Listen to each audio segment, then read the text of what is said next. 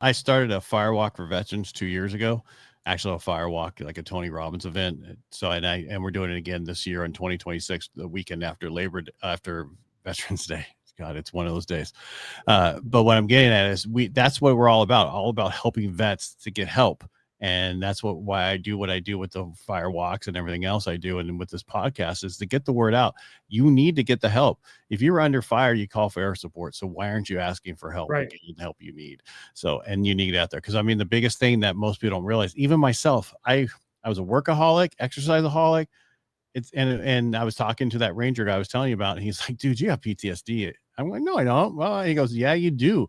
You have vivid memories of what happened to you. That's not great memory. That is PTSD. Plus, look at all the stuff you're doing. How much, companies and all this stuff you overwork to not have this downtime to think about this stuff. Man, Ed, you hit a huge point. I was doing investment banking, working 18, 19 hours a day, party promoting, anything that I could do to not be in my own thoughts. And it works when you're younger. And then eventually it will catch up to you. I was talking to a doctor the other day, a therapist, a doctor down in Texas. They're developing a new machine, and I'm gonna butcher this thing. But anyways, instead of taking medication, you put a cap on, and then with this cap, they go out and see where the red parts of your brain are, and then they actually treat those through some sort of shock treatment or electrical treatment, whatever.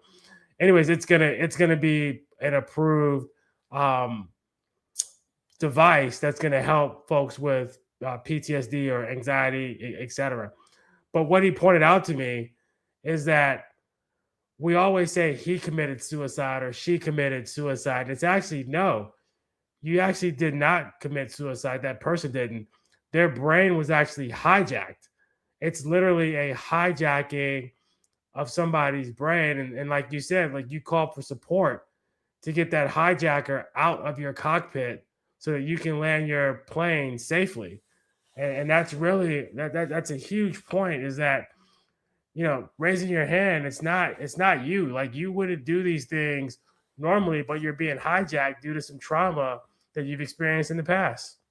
And I also want to let people know just because you weren't in combat doesn't mean you don't have Right. PTSD, don't have other issues because or or the people who support people in combat or however it was, you signed on the line. Something happened to you while you're in. That's all that matters. Period. Plain and simple.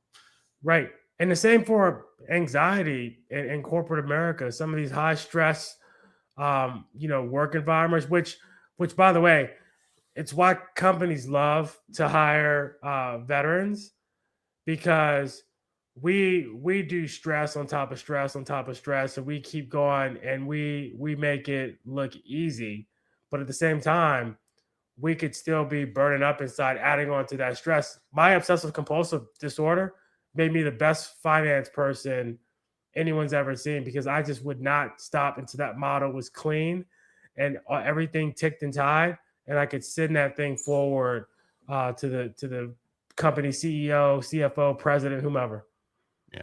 People just think it's just what we learned. It is what we learned, but it's what we saw. It's everything else that grew.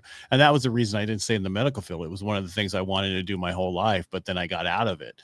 In my last 6 months in the Navy, I had a speech impediment because I hated what I was doing. So not that I hated so much what I was doing, just how it affected me with what I was Mhm, doing as mhm. a